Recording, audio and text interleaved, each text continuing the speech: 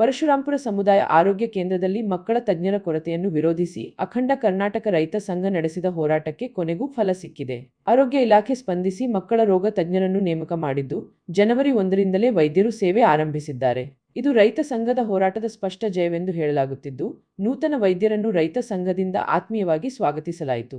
ಈ ವೇಳೆ ವೈದ್ಯರೊಂದಿಗೆ ಆರೋಗ್ಯ ಸೇವೆಗಳ ಬಗ್ಗೆ ವಿಚಾರ ವಿನಿಮಯ ನಡೆಸಲಾಯಿತು. ಕಾರ್ಯಕ್ರಮದಲ್ಲಿ ಜಂಪಣ್ಣ, ಶಾಂತಣ್ಣ, ಖಾದರ್ ಭಾಷಾ, ನಾಗೇಂದ್ರಪ್ಪ, ಪರಮೇಶ್ವರಪ್ಪ ಕೊಂಡ್ಲಿ, ಎಚ್ ಪ್ರಕಾಶ್, ತಾಲೂಕು ಪ್ರಧಾನ ಕಾರ್ಯದರ್ಶಿ ಮಂಜುನಾಥ್, ಹೋಬಳಿ ಕಾರ್ಯದರ್ಶಿ ಗೆಂಡೆತಿಮ್ಮಣ್ಣ ಪ್ರಕಾಶ್ ಸೇರಿದಂತೆ ಹಲವರು ಉಪಸ್ಥಿತರಿದ್ದರು.